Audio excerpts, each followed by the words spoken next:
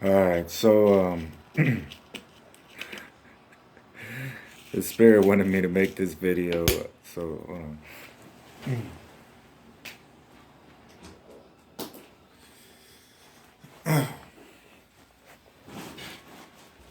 and to understand the resurrection, you really have to understand what it was like knowing about age 8, getting the concept of that you're gonna die, and then actually seeing what it looks like, and then as far as how, and then every moment of the day, you're trying not to think about it for years. And it's not going to happen when you're 12. It's not going to happen when you're 20. You know that. But around the time you start really ministering and doing miracles and things like that, and then you're going into Jerusalem, and then you tip over some tables, and then there starts to be a real understanding that you're no longer going to be safe, and there's going to come a day, and you're thinking about that every single moment, and then you try and do things to still accomplish God's will, but take moments for yourself. But everybody always is somehow, through no fault of their own, a lot, reminding you it's how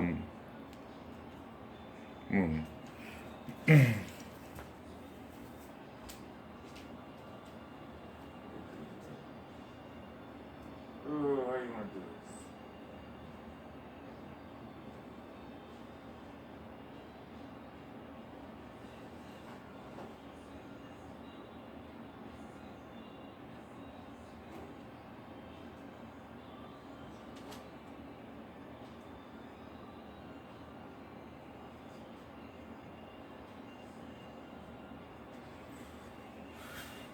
Alright. Much better. I'm still like getting over the whole long hair thing and what I'm gonna do about that. But I don't think it's vanity. I think it's just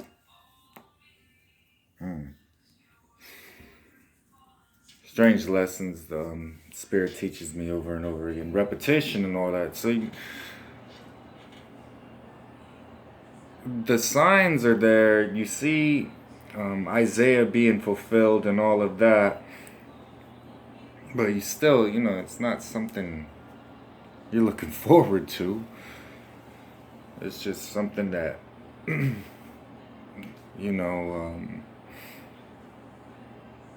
going to do. And that you're willing, and that's the whole plan, and that's the reason you were even born. And until you can understand what that feels like, it's going to be hard for you to understand the resurrection. But what I can tell you is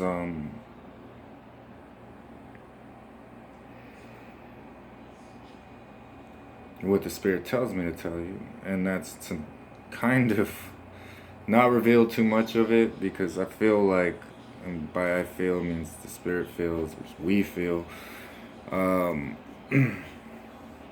some things are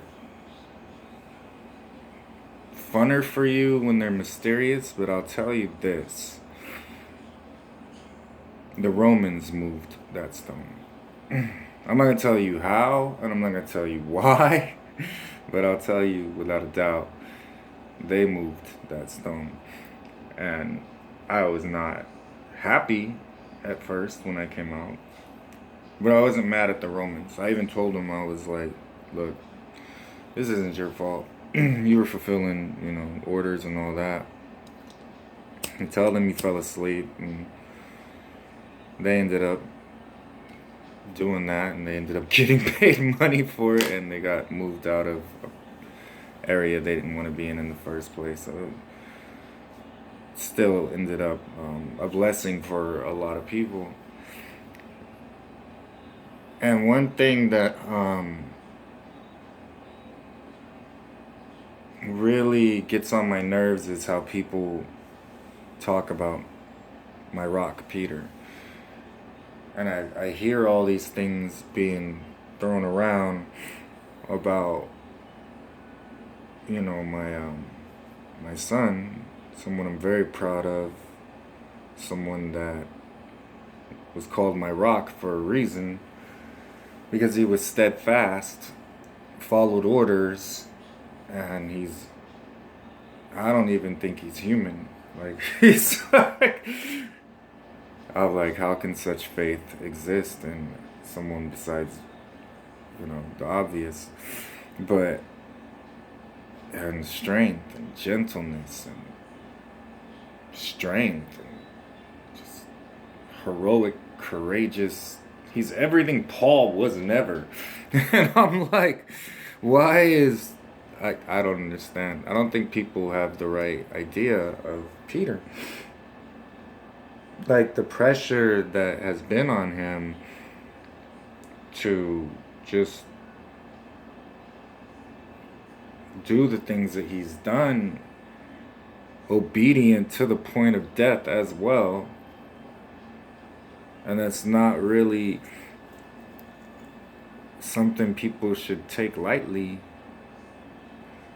And he's normally,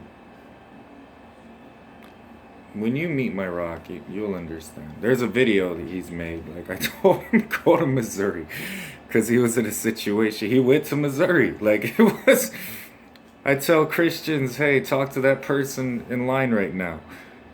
They're like, no, Lord. I'm like, okay. So, I mean, it's like, I don't know. But, people think that he denied me because he wanted to. I ordered him to. I drained him so he couldn't do anything but deny me. I was like, this is not your time. I was like, your time will come. Trust me on that.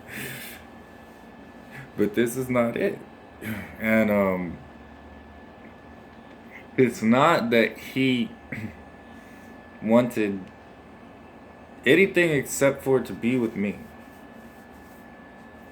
And that's not something I will ever forget.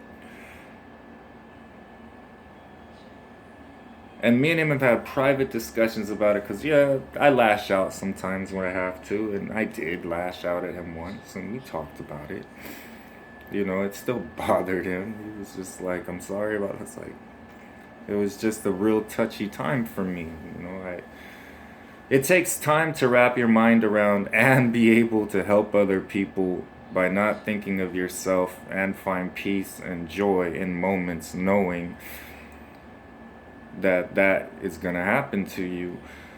And I had perfect peace about it, and I have no idea why, but I did.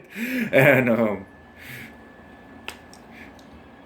that peace was broken for a moment, because I was like, you don't understand. I've been waiting for this. If this is going to happen now, finally, because every time I've gone to Jerusalem, we've gotten close, but it hasn't happened. So, it wasn't like a horrible thing he did. I was not in the mood for it at the time. I was just like, and that's, my family knows me. Like, sometimes I'm focused on things, and if they're not in the spirit and it messes that up, I have a lot of patience, and I'll just let things kind of slide for a while, and then I'll just snap real quick when I have to. And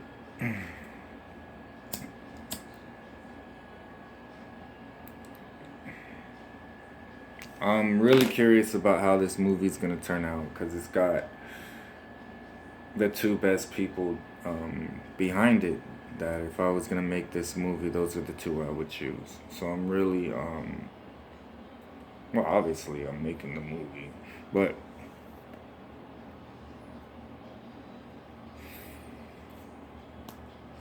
they do a good job. There's no actor or character that can encapsulate Peter, except him.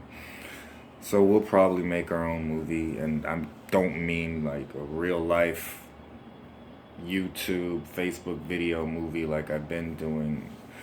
And he's included in that, and he's in public records. So, and then she's in public records now, so she's got her glory on that. And then I wore that because I'm gonna give that to somebody, and I want it to have some type of sentimental value to it for them, and be like, yeah, I wore that. I have. It's hard to really wrap your mind around and fathom who you are when the rest of the world is intrigued by you, and you're looking at the rest of the world like, I'm intrigued by you, just I want you to be happy, like don't be in, I was like, I'm always enhancing myself and learning, and I don't ever change, but I'm just me. um And I know everybody has all these questions and things like that, which is funny to me because I'm like, I'm used to like being known on a small scale for things, and my name gets not that name that I am, but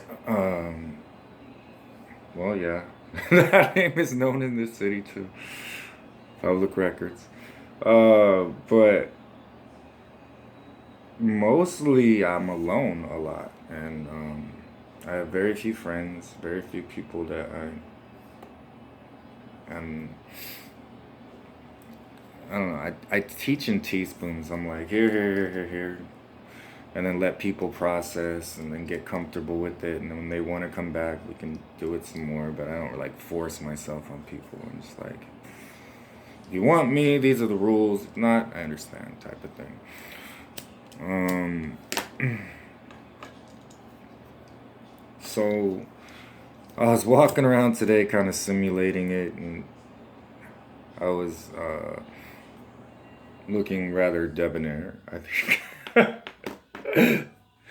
And I appeared to a few people because I check in on my people, and I was kind of just messing with them. And it was like they saw a ghost. So I was like, I always think that's funny because I had found this, a prostitute off Sixth Ave when Peter was with me, and she yelled at him, but I found her like 7 times that week, and I had revealed myself to her and everything, and she had all these stories of things that were happening to her, and I was like, "Are you ready to give up this life? You're a queen. This is not how you should be treated, nor treat yourself, and needles aren't good either." And I found her today, and it was so funny. I just walked past her. I didn't say a word until after I walked past her to let her know this is real. And she was just looking at me like. So I did, after I got out of the tomb, there was still blood kind of caked a little bit on around this area.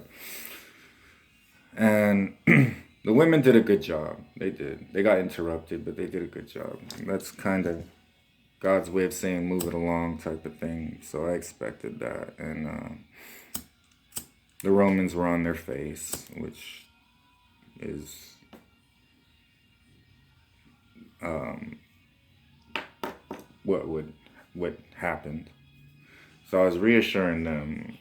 And then I walked around and I processed things, and I was kind of like, I had been through similar situations to the point where it was horrifyingly scary in the tomb. That I will readily admit. Readily. I wanted out. And I'm going to go into all of that, but I walked around and I felt like it's finished. So I felt like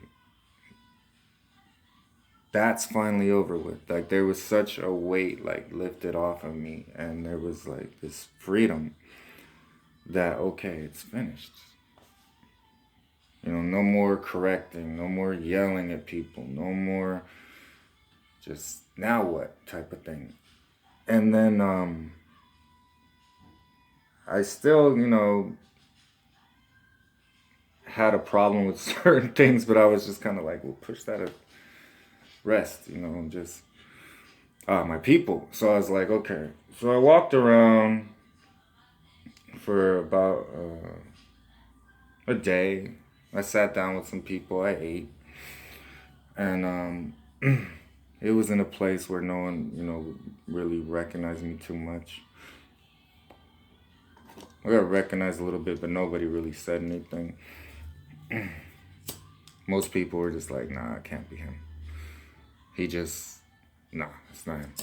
And they wouldn't really ask or anything. I just kind of sat. And under a tree by myself, I was sitting there eating. And I wanted some wine. I wanted something to drink. That's real. And I was like, okay. And then I started doing what I always do, which is think about how things are gonna go, how things are going with people and everything like that. And I'm like, yeah, I have to wait a little bit because I told them 3 days. I was like, all right. But that doesn't mean it took me 3 days to get out of the tomb.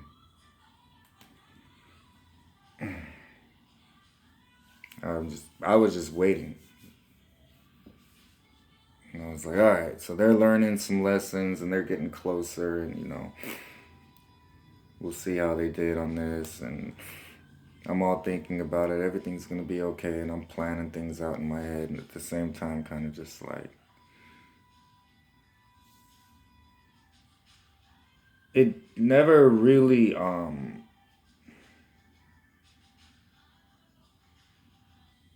like registered that anything special had really occurred as far as the resurrection. And I'll explain why, later on when you're ready to hear that. But it was not because I didn't die, not because I wasn't crucified. And there's a long story to all that, but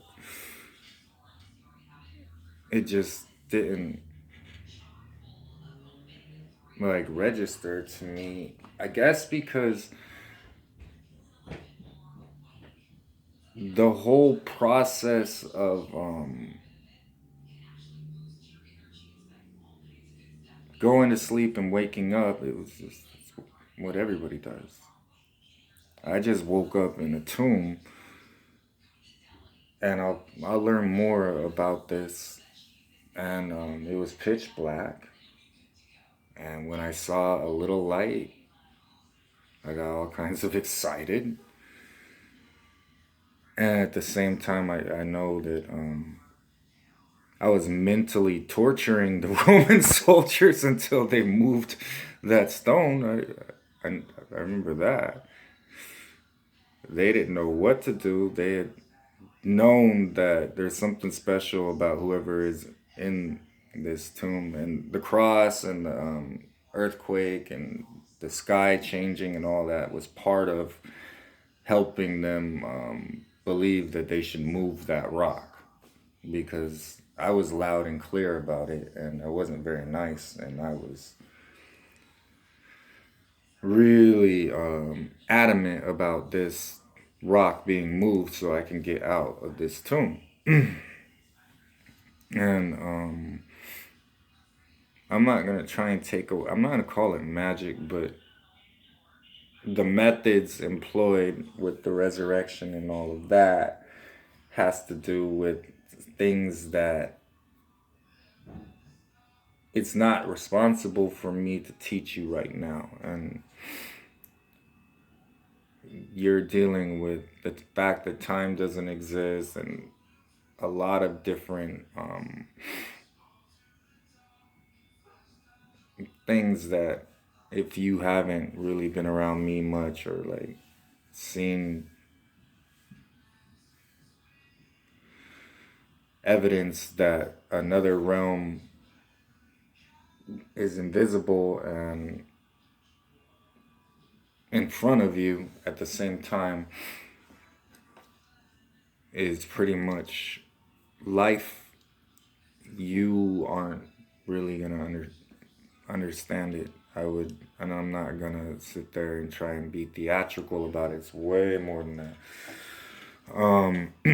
The Sophia of Jesus Christ, if you haven't read that, if you can read it, it explains a lot as far as aeons and numbers and how all of that. If you want to know, I mean, I'll explain it to you. Just, I'm going to do it in some serious teaspoons because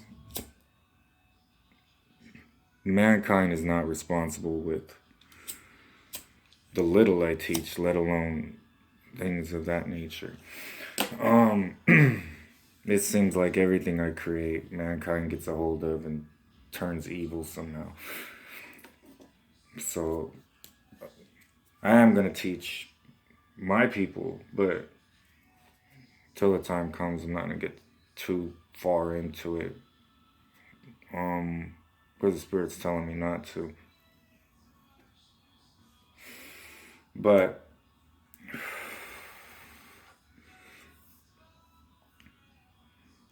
the biggest thing to take away from it is you can't. There's that. There's nothing you can take away from that. And I'm still dealing with certain things. People think that the crucifixion is where it ended and the resurrection. And then I was just like, okay. No.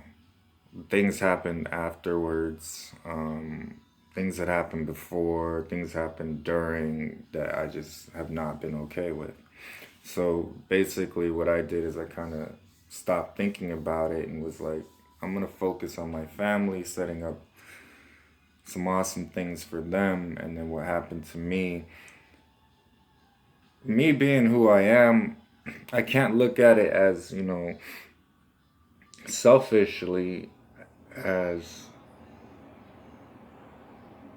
it has more to do with prevention of what arrogance, and not in my family, caused my family, and prevention of it ever happening again. It was more of how do I protect, as any lion would, you're going to protect your people. When you saw the firsthand experienced this level of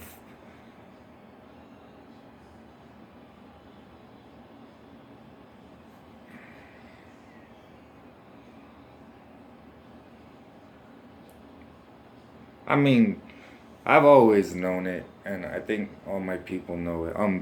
I was wounded from it, like not like a man gets stuck with a spear and then he's wounded. Like it's been a wound that's been healing over lifetimes, but it's a very complex thing. It's taken. There's no easy way to say it, but vengeance plus repentance on their part, plus to keep them in a human body and love them has been, the love, of course, but be able to love them without knowing, am I finished yet, type of thing. And it's like, I keep telling myself, yeah, you're over it. And then when they continue to provoke me, I'm like, they still haven't learned. And then I don't, that's love.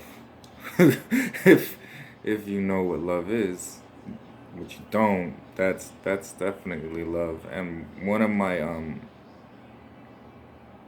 life goals is to show that if I can forgive that, because it's not the crucifixion that upset me. There's things that are going to be revealed. I'm going to make sure of it. That is going to help people understand more. It's there's been a lot of sugarcoating what really happened, and I'm still deciding how much I want revealed. I think just I know just enough that I can get my point across. The end goal is to forgive and to show the world that you can forgive anybody if I can forgive what happened to me and my family.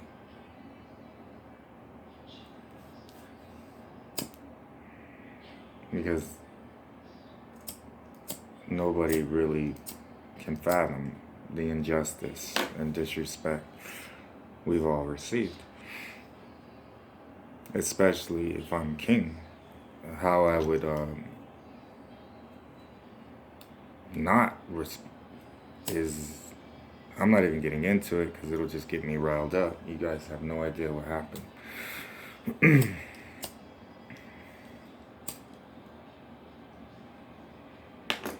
But the resurrection symbolizes, one, my divinity,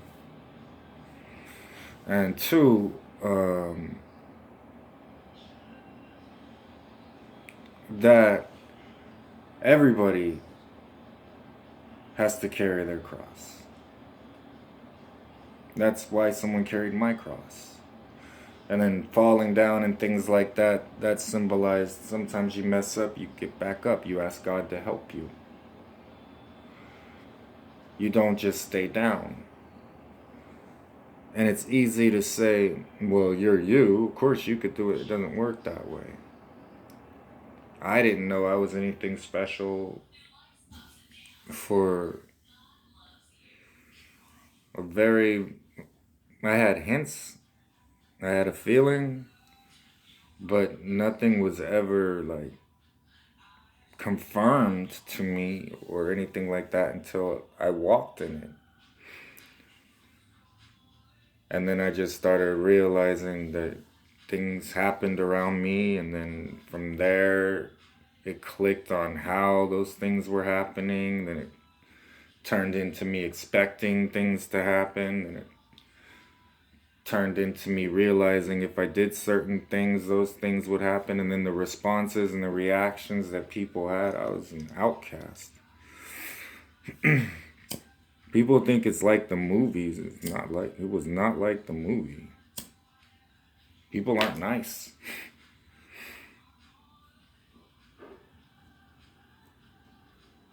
And I guess it was when I was healing people, then everybody was nice. But everybody still wasn't nice. But the reason I was healing people was not so they would be nice to me. I was way past that point, which you have to be if you're going to be in any position of authority. You have to realize nice doesn't get you very far with evil people. If you're trying to help people that are only thinking of themselves, then you have to be direct. and ask questions no one's ever asked them before, because they already have their answers for everything. You have to ask them questions no one's ever asked them before. You have to make them think. That upsets people. Especially when you're like striking right at the heart of their vulnerabilities with your words. That upsets people. Whether it's true or not does not matter to them. They have an emotional response, which I learned a long time ago, because God was using it purposefully, like beating me and having people scream at me and yell at me so I could stand in front of people like Pilate and Herod and just look them dead in the eye and just be like, what? And then they were like, who is this man? So all of it didn't just come because I'm me. It was lifetimes of being David, Job, all of that built into my spirit remembering. So my spirit was just kind of like used to it. So I might have been able to take rejection and being alone a lot more than other people, because I had already done it. It wasn't just a baby born and then boom, I'm like zapped. And or it wasn't that I was born with divine powers or something like that, and then I was a baby picking up trees like Hercules. I had to go through the same walk I expect everybody else to go through.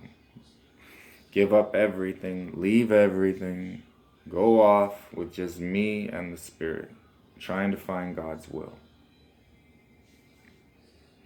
So that when I was teaching it, I was teaching something I had done, which would have contributed to sometimes my annoyance and things like that, because I'm like, it is possible, I've done it. I got a lot of that discipling people, like, what do you expect from us? What? God. I'm just like, perfect. I remember when I was like that, and they're like, what do you mean perfect? What? We're going out of our minds and this and this and this. And I'm just like, trust me, perfect. I know exactly what point you're at right now. You are officially broken again. All right, let's drink. So that was like, you train and train and train and train and train, rest. Train and train and train and train, rest. Train and train and train and train, rest. Welcome to the Nazarenes. We have a 90% washout rate. And that's another thing that is why Peter is so amazing and special to me. He didn't wash out. So he'll be here soon. I'm really happy about that, and we'll discuss our plans together. How we're gonna do this. The story of the dove descending on me. I saw a dove, but really it was there was a prophet in front of me, and I had basically told him the dove basically descends on is, so I had gotten confirmation, and he's already proclaimed me and all of that. That's been done. And a voice from heaven doesn't necessarily mean there was a loudspeaker. It just means he prophesied it to me. This is my son in whom I am well pleased. So I've heard that even in this existence, in the church. I went back to the church after this spirit came upon me in this particular existence, I'll call it, I guess. Spirit's telling me to. And I went in, and everybody thought I was crazy, and I went back to my old church, and I saw old friends, and I was like, I was on this journey, and God is amazing, and everybody's looking at me like I'm nuts. But one person, he was learning his prophetic gift, and he comes up to me, and he tells me, keep doing what you're doing, God is pleased with you. So that was a lot of confirmation there. And I mean, I've lived the story. That's how I can tell you it. Plus the words from the Holy Spirit, it all comes together. I've literally been in tombs. Like, so many. Like, there's so many times I've been crucified and came out and walked on water and all that. It's more about just saying what the Spirit wants me to say in these videos, because while they may seem strange to you, somebody 2 weeks from now, if I decide to make this channel public again, right now I'm just keeping it pretty much unlisted for the subscribers I have right now, because you guys are, I can still feel you guys. So I'm like, 5 is enough right now. But when I make the videos listed again, somebody else will benefit from the things I'm saying. So one thing that I try and teach is not all about you, and it's not all about us, and we can't always think about what we want. And as soon as we start doing that, that's a quick way to get depressed. When we're out helping each other, like I was doing community service today. I was at a homeless outreach, and I saw some amazing things. I had a pretty good meal. Ministered on the bus, same thing I always do. Same thing I did coming out of the tomb. Helped people and walked around like a ghost for a little bit. I thought it was funny. But you should see the expression on people's faces. Like, is it? And I'm just like, but well, this is me. So I love you, and that's all I'm really gonna reveal about the resurrection. And